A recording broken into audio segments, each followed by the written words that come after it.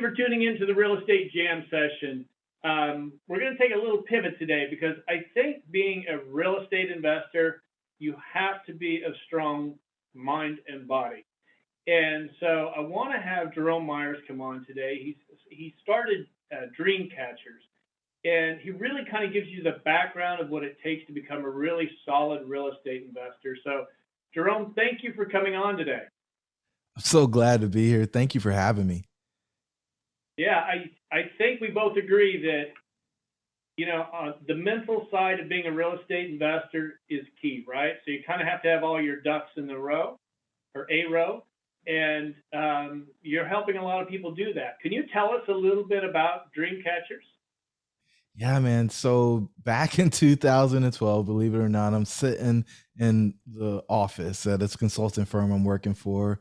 My buddy's working at another consulting firm, and we're sending messages back and forth because we're on YouTube doing the personal development thing. Because we know that one day we're going to exit corporate America and run our own businesses. And we believed that real estate was a pathway to do that. The issue was we didn't really have a great network, and we didn't have access to enough capital to kind of do the things we wanted to do. We had aspirations of building a multi-million-dollar real estate portfolio, specifically through multifamily properties. And so we're trading this stuff and we're elevating our mindset. And as we got really intense in this work, we realized that our lives were changing at a rate faster than our peers, right? We were getting more fulfillment. We were getting more income. We were getting more joy out of life. And so we said, well, if this is working for us, maybe we should share with other people. And so we enlarged the group a little bit and started sharing. And what we found was the people who did not consume the content didn't get the change, but those who did started to get those adjustments. And while they were still behind us because they hadn't been doing as much for as long as we had, they were still growing at a rate quicker than those who didn't persist. And so we kept doing this experiment. And then we realized that personal development is the difference between you having the life that you truly desire and staying right where you are, right? The only difference between your life today and what it will be in 5 years is the books you read, the people you hang with, and maybe the exercise routine you have. And so we said, well, maybe we should formalize this thing a little bit. And so we started doing some weekends away, and we started doing some one-on-one coaching where we're intentionally having conversations with people. And then out of that, because we started seeing some patterns, was the model. And we call it the red pill or the model for a centered life. And it's got 6 levels. It starts with self-image and everything. Your relationship with yourself is everything, believe it or not, right? Then the next level is relationship. From relationship, you go to work. And so those bottom 3 are the sources of all the stress in your life. If you're not happy when you look yourself in the mirror, you get stressed out. If you don't keep promises to yourself, you let yourself down, it creates more stress for you. If the people that you're counting on don't come through, stress. If they're in a chaotic state and they come into your space, that's coming with them. So again, more stress. At the work level, some people are working 90-hour weeks. There's nothing not stressful about that. And I know it's a double negative, but most people have no idea that their work is killing them, right? They think they're doing all this stuff for these people. And in fact, all they're doing is taking themselves to an early grave. And so we, in our model, figure out those first 3 areas first so that we can reduce the stress. Why do you want to reduce the stress, Jerome? Well, if you went home and you said, I got to do something to take the edge off, then there's something going on in your life where you're stressed out, where you're not in this equilibrium state that we like to find. So we want to get rid of those self-destructive behaviors, right? Most people aren't dealing with the stress healthy. They're, turning to some type of substance. They're maybe manipulating other people. Maybe it's gambling. Whatever your vice is that you use in order to de-stress, it's negatively impacting your health. And so we want to reduce the stress so that we can focus on health. And so then you get your meditation practice going. You got some workout, some reading, and whatever else that you want to implement. Affirmations, journaling, those types of things will help take your health to the next level. It's not just physical, it's mental as well. And then when your health is in an amazing space, then I think it's important to focus on prosperity. I don't say prosperity before health, because if you do prosperity before health, then you'll spend all your money trying to get your health back. And you see that, right? The wealthy person who's in their 50s or 60s and they're in really poor health and they're wealthy, but all their money's going to pay for a doctor and experiment with all these different life in lengthening strategies and treatments and so on and so forth. And I don't think you have to do that. I think you can focus on your health because health is a true wealth, then get to the prosperity. And once you figure out the prosperity piece, out of that overflow, out of that abundance, you do the significance play, right? And in that significance play, you create your legacy. You create the space that you're going to be remembered for. Now, why wouldn't we be working on that from the beginning? Well, the people on the airplane are right, in my perspective. They tell you to put your mask on first if you lose cabin pressure, then help other people. And so, what I see people with big hearts and giving hearts, they're trying to give people what they don't have so that they can feel better about what's going on in their life instead of fixing their life and actually doing the work, being honest about where they are and how they can move to the place they want to be, and then go out and support other people. So that's the sixth level: self-image, relationship, and work. The bottom three, the nucleus, that's where all your stress is. Then health, prosperity, and significance. And if you can master that model, I don't know anybody who hasn't had an amazing life where people are attracted to them. They don't feel like they have to put a mask on to go to work. They have money that comes to them before they actually need it to pay for the things that they desire. And they can look out into the world and be able to say, I changed some lives. And so that's kind of the whole precipice behind dream catchers. That's powerful. I feel like I need to say amen after all that, right? Because it's kind of what we preach as well. It's just you've got to have balance. You want to be successful because it's if you think back to, I don't know if you watch Gary Vaynerchuk or not, Gary V, but he used to be like, I need 4 hours sleep, and and that started backfiring on him.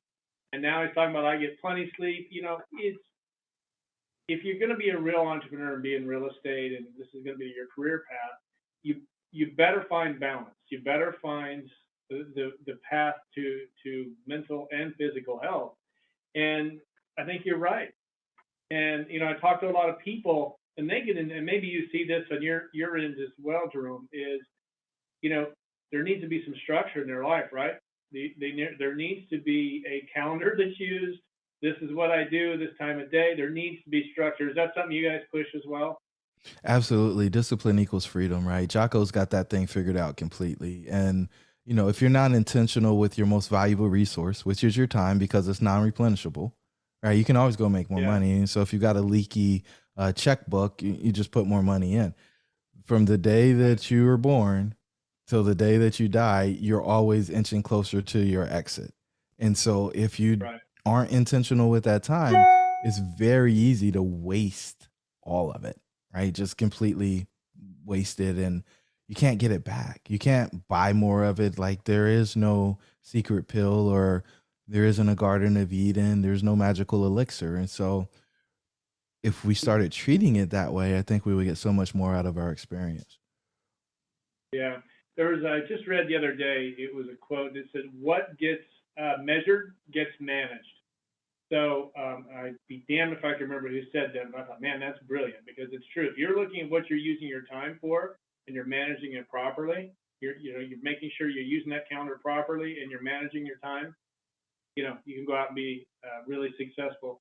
Do you have a success story for us about somebody that you've come into contact with and started showing them what you're doing and how it's changed their path and how they've evolved? I'm sure you've got a Yeah. bunch of them. I was just thinking to myself, where do you want to go? So I'll tell this Yeah, one because it's tangible and it's real estate related. And so we had a guy who came to us who'd been trying to do his first multifamily deal. And he had one under contract, lost a few $1,000s in due diligence because he didn't contract it right. And he was working with the attorney. He trusted the attorney who was on the other side of the table. And things didn't work out as he planned, right? And so we spent some time together. He had some systems in place. And I guess the thing that your listener should hear is not these big sweeping changes that actually moves the needle, right? It's these minor tweaks. It's very much like a golf swing. It's this tweak here, a tweak there, and magic can happen. And so in this situation, this guy reached out. He decided that he was going to cold call owners on the properties. And so he found somebody who was interested in potentially selling. And so this lady was she'd liquidated a large portion of her portfolio the year before. She had couple of properties that were left, and she was like, "Yeah, I'll consider an offer if you send one in." And so we started chatting about what the strategy was, and we put a number together. We sent it over, and he was like, "There's no way she's going to accept this. This is crazy. Like, why would you ever offer anybody this? She's going to be offended. She's never going to call me back." I was like, "Okay, send it." He sent it. She was like, I'll decide after I get back from vacation." So she didn't come back. She came back from vacation. She didn't call back. And he was like, she's just going to ghost me. She's not going to do anything. Call her. She's like, "Oh yeah, I forgot. I was out. I was having fun on vacation. Yeah, this seems fine. Okay, great." And so he's under contract, and he's like, "Okay, we got 12 units, and then she's got a quad over here. So we got a 16 unit deal." We're running through the deal. He's like, "Oh, there's an extra 2 units at the 12 unit." So now we went from 12 units, or what is that, 16 units to 18 units.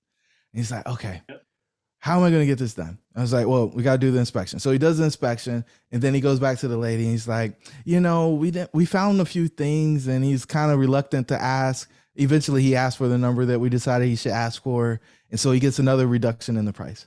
Okay. And so now he's like, "Okay, what am I going to do? How am I going to do this?" And so he buys the quad in cash. He gets a loan for the 14 unit. He takes the quad. As soon as he closes, he lists it with a broker. The broker brings a buyer. In 60 days, he nets $60,000. Now he's got all this cash back plus the profit. Now he's still got the 14 unit. And so that 14 unit he purchased, it was bought $500,000 on conservative side. It's probably, the real number is probably more like 750, but $500,000 in equity in the property that he bought. And so he's looking, he's like, "Wait, I just slammed in 60,000 in cash, added $500,000 to my net worth, and I'm working a job full time in addition to this." And said, "Yeah, so how much could you actually make doing this if you didn't have your job?" So he became a corporate America dropout, as I like to call it. I might steal that one. I like that.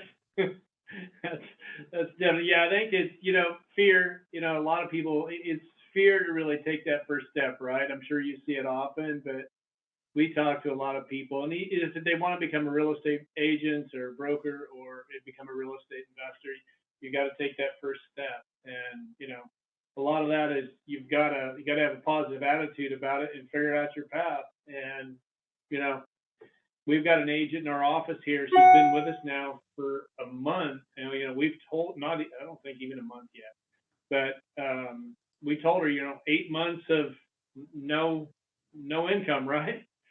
She's writing a deal today on about a $2.5 million deal, and because she just had this, every time you see her, she's got a smile. She's positive. If there's something kind of going wrong, she'll find that positivity for you. And she's a breath of fresh air when she comes in the office. And here she is, and she's gonna have a very solid 2021 when she just got in the business. Now this doesn't happen very often, but I put it on her, just her general, it's her attitude. She has an attitude of, if a wall gets put in front of her, it's not, "Oh, I've been stopped." It's like either that wall's going down or I'm going around it. There's one way to get on the other side of it. And, it's that attitude is what can make you successful as a real estate investor or agent. Yeah. If you're looking for opportunity, you find it. If you're looking for problems, you find those. It's both of those things are true. And I think the way that you perceive the world has a huge impact on how it shows up for you. There's problems in everybody's life. And if you want to focus on those, you can, but I think there's a lot of things you can be grateful for as well. And if you take advantage of those, more things to be grateful for will probably show up in your world. I agree. That positive attitude and positive outlook. So now tell me about your multifamily side. You're also a multifamily investor, correct? Yeah, we built a small portfolio here in Greensboro, North Carolina. We've got one property in Richmond, but the majority of our holdings are here. And so, when I dropped out of corporate America, I just knew I was going to go buy an apartment. And so I found something on LoopNet and took it to the bank with my 54-page business plan and my model that I made in Excel that didn't really do what it needed to do, and said, here, I know you want to give me $1 million to buy this thing. And they said, no, we don't. I said, what do you mean? I got an engineering license. I just built a $20 million division for a Fortune 550. Like, of course you want to give me money. And they said, yeah, you don't have the right experience. I said, well, what are you looking for? I got an MBA, project management professional certification. And they're like, yeah, none of that. That stuff doesn't matter. We need to know that you have executed a similar business plan on a property of similar size. And if you've done those things, then we're very interested in talking to you. Oh, yeah. And you signed the loan too.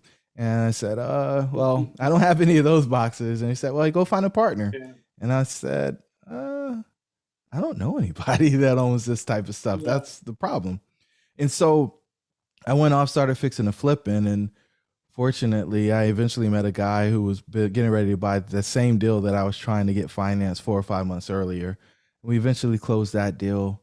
And because my name was in the paper, I had lenders reaching out trying to form a relationship because they wanted to refi that property, and they also wanted to know what else I had in the pipeline. At that point, Joe, I didn't even know what the pipeline was. So to the listeners, if you don't know what pipeline is other projects that you're planning on buying in the future. And so, we got to the place where, we had some relationships. And so that's when we came back down here to the state that I grew up in and started buying here. And we've done a number of transactions. A lot of people syndicate. We don't. We're joint venture buyers. And so the partners bring the money and we're all active in the deal. And the whole idea there is I wanted people to actually pay attention to what I was doing instead of treating our investments like a stock. And I was probably a little tainted when we began to, because maximizing returns for shareholders was something I never wanted to hear again. And the thought that me and my buddies own a business and we can make these decisions together was something that was really exciting for me. Yeah. In the multifamily, we learned early on. Actually, we're sold out of all of our multifamily now. We had some in Texas, and people want multifamily in Texas, so we exchanged out and bought some triple net stuff. Still in Dallas, but we learned early on that it's about the community. And sometimes that's what'll keep the turnover from happening in your community is you really get the people involved, and it makes a big difference. Got to come at it from that angle, I think. So now, Yeah. how many deals are you guys doing right now? Is there inventory pretty solid out there right now, or is it kind of tough? I mean, in LA, multifamily is tough. What inventory? Like Yeah. if the broker brings it to you, you might make money if you hit your year 3 rent projections, right? It's tough, and people are looking for places to park capital, and so they're willing to overpay because they don't want to pay taxes if they've got a 1031 exchange. So it's a little tougher to buy deals now. So we moved from buying existing assets and started to cut our teeth in development. And so we're working on a 120 unit development property here in Greensboro with the expectation. We thought we would be bringing it online a whole lot sooner, but we probably had to push that out to 2023 for lease up. You started small, huh? 120 units. You went right into the Well, big leagues. well, it's funny because when I talk to some of the guys who actually do this thing for a living, I'm just trying to do it by night. They said, well, you didn't do 250 or you didn't get to Oh God. 150. I mean, what are you doing? I'm like, I can't even count to 120 without taking off my shoes. What do you mean? What am I doing? It's daunting, isn't it? When you start talking that many units, it gets to be like, wow, that's a whole different management level. Yeah, and it's interesting because one of the guys that I go to for some guidance and counseling, he said, I had somebody reach out and they told me they were an active multifamily investor and they wanted to put $25,000 in my deal.